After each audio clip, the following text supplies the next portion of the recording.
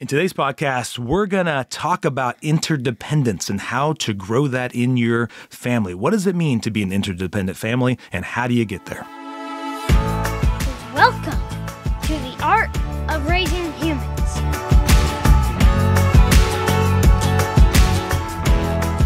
Hello, and welcome to episode 57 of The Art of Raising Humans. I'm Kyle.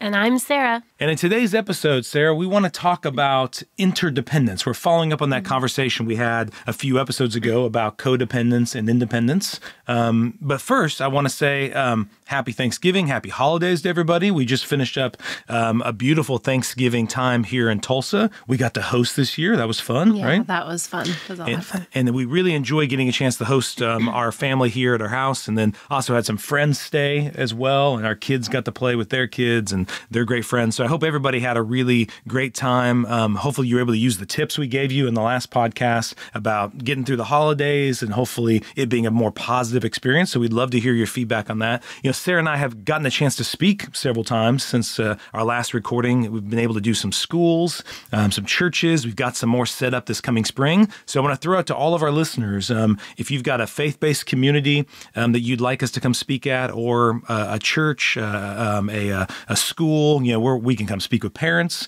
teachers, talk to them about the brain and the science of the brain and how best to help kids learn these skills that we've been discussing. We're welcome to do it all over the world, right? Right. We haven't done it internationally yet, but that would be a lot of fun if we did it. Oh, that's true. We did. Yeah. We did it in South Africa the one time. We So we're open to doing it all over the world. So we wanted to throw that out there just so nobody thinks we're just limited to Tulsa, Oklahoma. We would love to help families and schools and churches and other kind of faith-based communities all over the world. So I just wanted to throw that out there. So today's conversation, I think, has been really vital for us in raising our kids with this idea of interdependence. You know, so I want to define interdependence. Is that all right? Yes. Okay. That's good. I know you did a great job defining codependence and independence, but interdependence, I found this definition, I liked it, is interdependence is a relationship between multiple parties that depend on each other to strive. It means that each party has something the other party needs. Okay, so it means that each party has something the other party needs. I think that's the most crucial part that I wanted to point out. If you could, do you mind for real quick just reviewing codependence and independence? Okay. Yeah, so codependence is sort of an imbalanced relationship.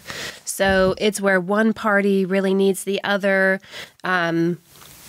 in an imbalanced way. So it's, I need you to do this and help me feel good. Yeah. And a lot of times there's a very psychological, emotional element to it. It's not just a physical, you could say a codependent relationship. We've mentioned this before with a baby, right? Yeah. They really do need you. That's different. This is, right now we're more focused on the codependent relationship. That would be if you just need me to make you happy, so I better do this and this to keep you happy, or you're going to blow up, or things are very imbalanced in a relationship. I'm carrying much of the load and you're not, and we're kind of hooked into this dynamic. Or there's all this fear too. If I don't do this, it's going to make you mad, or make you sad, or abandonment. It's very based on fear of you leaving, or then I won't be needed, or there's those kind of dynamics threaded all through it. It's great. Yeah, and the independence. How would you see that? Independent. Well, I mean, that word carries a lot of weight in our society and a lot of different definition, but just that I've got it, I can do it. Yeah. I don't need you. Yeah. I can take care of it. In this case, we're discussing independent in that I need nobody. Yes. Because I've got it all. It's all on me. Yeah. And once again, just a real quick touching upon what we talked about in the previous one is these are natural parts of growth, right? Yeah. They're not necessarily bad or good. They're just parts of growing as a human being. And you'll see those, sure. And I think some of it just happens, right? That you might have moments in your life where it looks more like this or more like that. Yeah. And we're just here to discuss, here's this interdependence. Yeah, so we're on to add the interdependence, Sarah, because I think lots of times, at least the families we talk to, it's almost like we said in the other podcast, from the time the kid is born, there is this sense of neediness, that comes with that codependence. And so they're trying to help the kid become independent, so they're constantly finding ways to do that. And that's all great and natural. The kid naturally learns to walk, and they learn to go make their own breakfast, and they learn to fall asleep on their own, or they learn to to, do all types of stuff. They go to school and they're away from you. They're learning all types of independent things. But what I want to emphasize is I think a lot of families don't realize that that's not the end game. The end game, if that is the end game, what happens is you have kids that go off to college and you're not really ever talking to them again. They're off doing their own thing. They're making their own life. And you rarely see them or have any in-depth conversations with them. And I know a lot of parents we speak to fear that, that the kids will go off. So there's part of them that they're proud of the fact their kids are independent, and they're proud of the fact that their kids aren't always saying, mom, dad, dad, dad, dad. But then there's something in them that says like, wait, but I still think I should be a part of this. I still think, are we co-creating this together, or is the goal just we go our separate paths and we just see each other on the holidays? Is that the idea? Or is there a real sense of we bring something to your life that is still important? And the kid knowing that there is still something I need from you, not in a codependent way, but an interdependent way. So I wanted to really emphasize this in this podcast to kind of help parents be thinking about that. What is it that each of you in the family bring to the table that is necessary for each of you to be able to thrive as a family?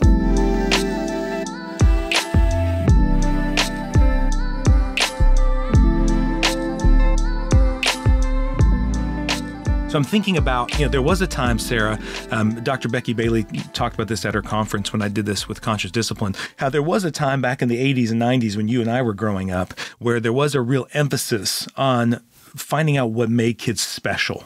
And it seemed like there was something good about that. It seemed like it was better than shaming kids all the time about what they're lacking and how they're not good enough. And so there was this, you hear a lot of jokes about everybody getting a trophy in the soccer game or the football game, whatever it is. Everybody gets a trophy, and it's like, because everybody's special, and there was this sense that there's something that isn't quite good about this, quite healthy, and what Becky Bailey was emphasizing was what it did was create this isolation for everybody. Like instead of when you shine a light on people being special, it actually separates people. It doesn't bring them together. And so instead of looking at what is special about the kids, because I think that does create more sibling rivalry, it does create more competition, to be the special one. As I'm saying, I'm thinking of the Lego movie, the guy being the special one. I think it's almost something, I'm going to interrupt just for a second, because I think it's something just to sit with for a moment, how it does create that separation. And it creates a lot of pressure because I'm, it reminds me of where there's an award for, most unique, most, took the longest. That's right. Yeah. Yes. And it creates kind of this very, I'm special because of this identity. And a lot of times there's almost an anxiety of, I need to have this identity. I really need to cling to this and creates this, you're you and I'm me, and here's my identity and my specialness. Yeah. And if we just sit and think about what that does in a community, a school, a family, a business, what does that create? As I'm sure we've all walked through and can think of examples of what that is when, that coworker so-and-so, they're special because they're blah, this identity about them. Yeah. And it does create this not coming together, but creates a distance. Apart. Yeah, I can see you. The audience can't see it, but you're doing this thing with your hands where it's like it's creating a distance, right? Yeah. And it does create an almost codependent type thing. I'm always wanting people to see how special I am, and I want them to notice how special I am. You're really focused on needing to be that all the time. Yeah. And it does lead to, it doesn't lead to how are we using that together, right? And what I saw it did, Sarah, when I was a school counselor, and I was kind of had this thinking, I would look for the kids who were doing what I asked, and I'd really point out and shine a light on those kids. And you saw other kids do one of two things: either they tried to be like that kid, or they hated that kid. Yes. So it was one of those, either all like, I don't want to be like that kid, because that's the teacher's pet, or it's like, I want to be that kid because now, Mr. Wester is seeing him and likes him, and he looks I want that spotlight shine on me. And then other kids are like, well, that's hopeless. That's so-and-so's going to do that. Yeah. I don't get to be. And even though I did that, and a lot of times when I was doing classes with kids, there was something in me that just felt tainted. It felt kind of icky, Yeah. And so that's why I really loved it when Becky Bailey talked about it's not about kids being special. It's about seeing what is unique in them.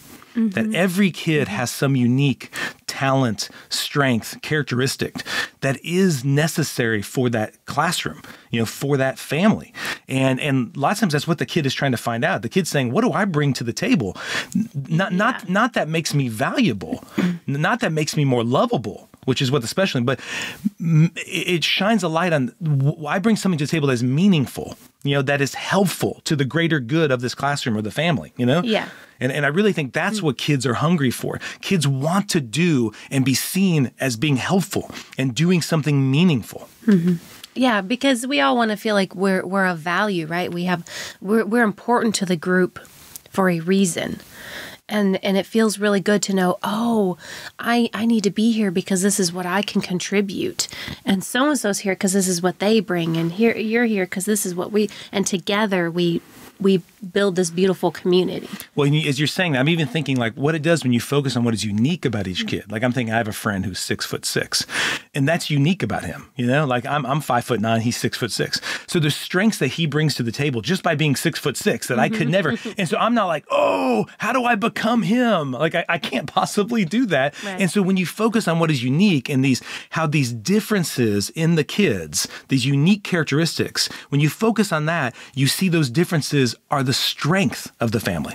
It's not, the goal isn't for everybody to be the same or all have the same special qualities. The fact that my friend is 6'6", he can do things that I just can't do. And I think that's awesome. And so if I need someone who's 6'6", I go ask my friend. I don't go try to be 6'6", I don't try to be like, let's say you have a kid who's really outspoken and loud and you have another kid who's quiet. The quiet kid shouldn't try to be the loud kid, and the loud kid doesn't necessarily need to be the quiet kid, right? There's some that are comfortable with speaking, some that aren't, some that are more talented athletically, some that aren't, some that, all these unique qualities, some are just more naturally empathetic, other ones aren't as much, so finding out what those unique qualities are gives each kid an opportunity to bring those unique qualities to the family, and then we can all thrive more in using those together. Yeah. And so I think when you look at a book, I'm thinking of that book, Sarah, by Daniel Pink called Drive. He talks about how all humans naturally want to do meaningful work. They want to know what they do and how they can contribute to something bigger than them. Okay? And so we want to help our kids be able to see that. So let's talk about specifically in a family. How can a family do that? How can we help our kids, kind of call that out of them, this deeper, more meaningful work that they bring to the table? Well, I think we need to start with just even making our own list. You can sit and think, what do I bring to the table? It's probably the easiest, right?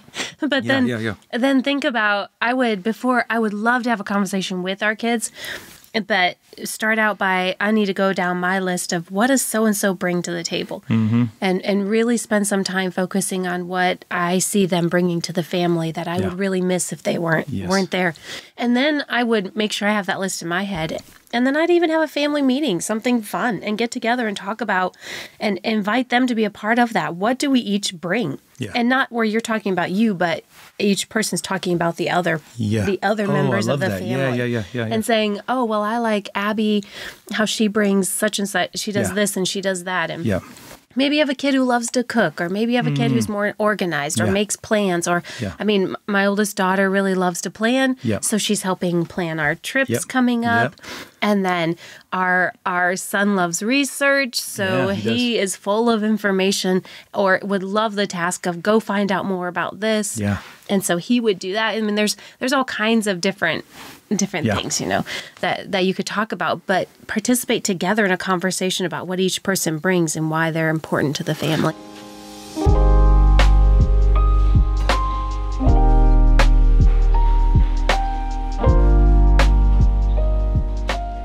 And the word I'm thinking about that goes along with this idea of interdependence is just noticing everybody, right? Yes. I think if we just spent some time, if everybody listening to this would just spend some time noticing each other, noticing your spouse. And what I mean by that is it's different than judging them. We spend a lot of time judging, like that kid brings that to the table, and it's so annoying. It's really easy to see what somebody brings that we don't like. It's really easy to see that. We spend most of our time noticing that, but instead looking around and thinking, man, man, I love that they bring that to the table, or that's a gift I don't have, or that's a skill I struggle with. You know, I remember even meeting you, Sarah, when we first were dating. You have this amazing way of listening to people.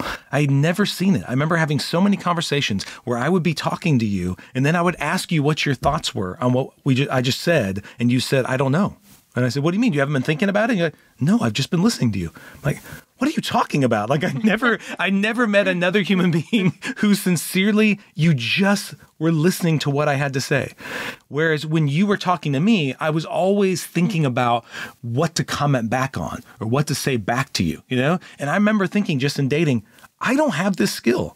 I really want to learn better how to do this. And it's never something I'm going to do as good as you, but it's something I really admire about you and I really think is just unique about you. And everybody I know who gets to talk to you, they get to experience that same thing of being truly heard. And it's something you bring to the table. You know, I think it's really great. And as I noticed that about you, I just admired you more. And then as we brought that intentionally to the kids and began to sit back, and I'd encourage all the families to do that. You're going to have some time this holiday season. It's going to be easy to see all the annoying things. Trust me, all the frustrating things are going to be easy. It's going to be easy to judge all the things the kids are doing wrong and your spouse isn't doing the way you want to. It's so easy to do. It's the default that we do. But instead, I would encourage you to spend some time just sitting back and noticing what is that beautiful thing that they bring, that like in a faith-based way, Sarah, we would say like, I believe God put our kids in our family to help grow us as much as we're there to grow them. There's things, each other. Yeah, there's things that we just won't ever do as good as them. And there's things they're never going to do as good as us,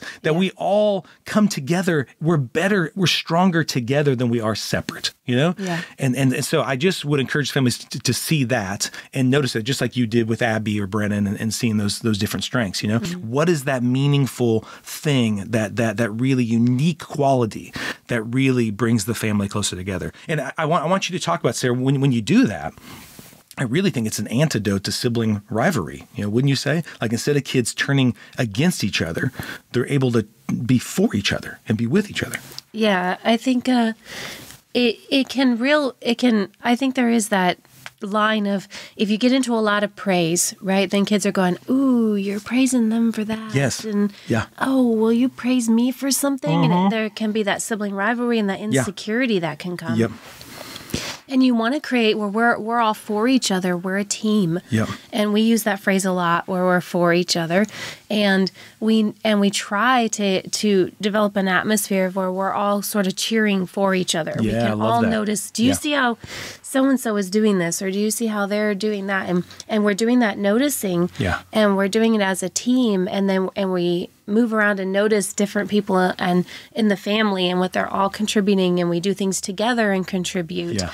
And it's something where I think you shine a light on just the process of it. Yeah. And so then we all feel secure that we're all a team together, all making our contribution. Yeah. It's not just this person or that person, but just that we're for each other. We're a team. We're rooting each other on. We're noticing what each person brings to the family. We are a community, and that's just an atmosphere that you form in your home, and just like you would in a workplace or anywhere else. It's good. Well, it's so encouraging. Yeah, and as you're thinking about that, when you're talking about the praise stuff, I know a lot of families, Sarah, when we're talking to families about this, they are dealing with a lot of that sibling rivalry, where the kids have been praised a bunch for how special they are, and the kids are like fighting like cats and dogs to get you. I think what they're wanting is get you to notice them, get you to see them, you know, get you to smile and feel joy about them, you know. So we're all needing love, and that it becomes associated with, oh, you love me. Yeah. I mean, even think about it in marriage. I mean, if there's something particular you kept highlighting that some other person did and you really loved that about that person, I think I'd feel this tension in me to be like, should I be that person? Do I need to be that person? Because she seems to smile every time she talks about that quality. Should I get that quality, you know? And so I think a lot of people, when they're doing the praise and they're doing the special, it's kind of backfired because it's caused more of this. So what we're talking about is about encouraging, is about noticing. it's not about necessarily what they do, but it's about who they are, you know? I mean, part of it is what they're doing, but it is more deeper type thing. I'm thinking of a story where with this, as I started trying to notice Abby, for instance, more, is Abby, as a little kid, had these big, big emotions. And sometimes she would be super like, just want something so bad. And she'd have these big emotions around it. And it would really frustrate me. And I remember one time we were at a church picnic and it was hot. And Abby, I just had a big conversation about her wanting sugar too much and asking for too many sugar things. And I remember that day at the picnic, she came up to me and she said, "Wow, Dad, it sure is hot out here, isn't it?" And then she was probably like 5 years old at this point. And I said, "Yeah, it is, Abby." She goes, "You know, it'd be great on a hot day." And I said, "No, Abby, what's that?" And she said, "A popsicle. A popsicle would taste great." And at first, my thought went to judgment. I was like, oh my gosh. Like all I saw was just her, this weakness, this grossness in her that she can't seem to stop wanting sugar so much, you know? But instead I shifted it and I just said, "Abby, that was awesome. That was super creative. I want you to do this. I'm going to walk over to our friends over there and I want you to say that whole thing, but add like wipe your forehead as if you're sweating and like make it really dramatic, right?" And I didn't even say no. All I did was said, "Let's do this. Let's go do." She went over there. She did the whole thing even more dramatic. The friends were laughing. The whole popsicle thing was dropped, you know? And then what was even funnier was then as we walked to the car, Sarah, an ice cream truck pulled up and Abby just looked at me and said, "Dad, what are the chances? It looks like it's a sign," you know? And what I did is I looked at her and said, "Abby, I love your persistence. I love that you fight for what you want. Let's go in the car and talk to Mom about that." And once again, I didn't even have to put this like, "No, we're not getting this." No. She was encouraged by the fact that I saw it. I was encouraged. Yeah. I didn't see this as a deficit. I saw this as a strength. We still didn't get the popsicle. We didn't get any ice cream, but we went home and we had smiles on our faces and we were laughing about how Abby fights for what she wants. And I loved it. And Abby still today is that kind of kid, you know? And I love that I've kind of wired my brain to see Abby that way and not see that as just a weakness, you know, to see it as a strength of hers. Mm-hmm. So what I would challenge families to do just over this time and just to be thinking is I want you to spend time really noticing what is unique about each person in the family. What do they bring to the table that the family needs? This isn't just what they do, but who they are. Okay. And I would like you to maybe start making this a regular conversation over this holiday time where you kind of present this and like you were saying, Sarah, where even have that amongst each other with the siblings, you know, hey, I just want you to notice what's some things you really enjoy about your brother or sister? What's some things you really think that I bring?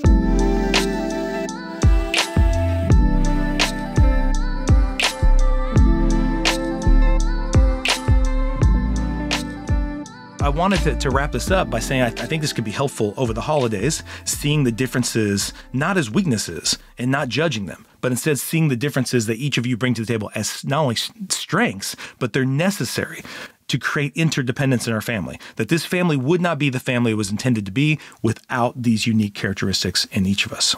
So I wanted to say, like, I kind of mentioned a little bit what you bring to the table about the listening, right? So I wanted to elaborate on a little bit more about what you and I notice about each other as couples too, about what the unique things that we bring together as a couple and as parents. Yeah, it's a great starting point because if we can do it here, then it helps us build the skill for doing it with our children. And, you know, and I always think when I look for opportunities to even mention it with the kids because then we can just, you know, the modeling of, let's look at what the other person brings. Let's look at how we come together as a community to live together in a hopefully best way, right? Yeah. As we can. And you know, I'll mention to the kids a lot, and I think a lot of, with you is, I know you're going to go after what you want. So you just highlighted that for Abby, but I know that you will go after what you want. And I will often lay those things aside, but I love how you know what you want and you pursue it. Yeah. And I know you're going to get things done. And most of the time, other than our fire extinguishers, I know that you will. If I say, "Hey, can you take care of this?" It's done. I don't even give it a second thought. I know it's done. And I know that you are great at conflict resolution or conflicts, where conflict really stresses me and I feel it to the core of my being. But for you, you're like, aha, conflict, let's go.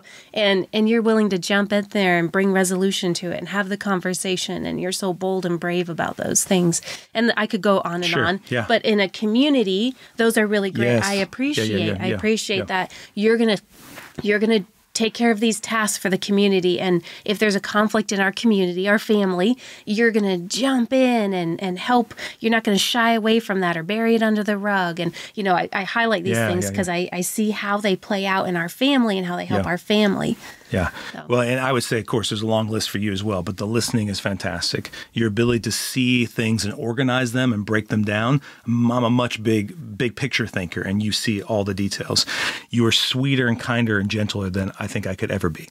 So you are so nurturing and empathetic. And man, those early years, I learned especially so much on how you were with babies and nurturing their brains and helping them. And I loved how you would fight for them when times when I'd be like, oh my gosh, all of this weakness from the babies, all the neediness was getting to me. And you taught me how to just let go of that and just let them be needy and hold them. And all those, so many sweet moments came because I saw you do it. And then I tried to just like, okay, how could I do similar thing in my own personality, Mm-hmm. And so we're just modeling this to you as a couple to say, this is what I'd love for you guys to do with your spouses. If you have the opportunity to sit down and just notice that. And what I would say, Sarah, what we're growing here is fondness and admiration for each other. Mm-hmm. I used to think some of these things that you mentioned that I do well, when you didn't do them well, I would judge you for those. I would think, why isn't Sarah doing it the way I would do it? And this is how we tend to get as couples, and we get it with our kids too.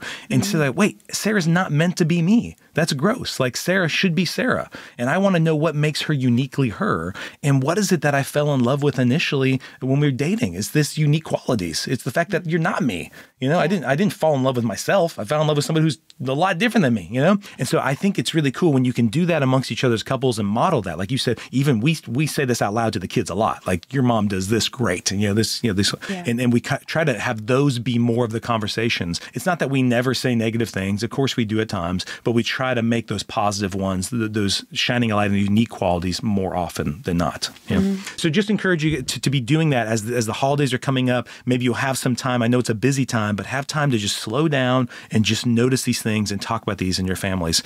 So I hope this information is helpful to you. I would ask you to go on the podcast. We'd love to get a 5-star rating from you. We'd love for you to share this podcast, and we'd love to hear how this is helpful, maybe how it changes some dynamics from you. And you can always go to our website at parentinglegacy.com. There, if you wanted more in-depth coaching, you can always schedule that. And we also have courses and other things online there to help support you and your family. So hope this episode was helpful to you, and hope you have a great holiday season as you're going through this busy shopping season. We appreciate you. The Art of Raising Humans podcast should not be considered or used as counseling, but for educational purposes only.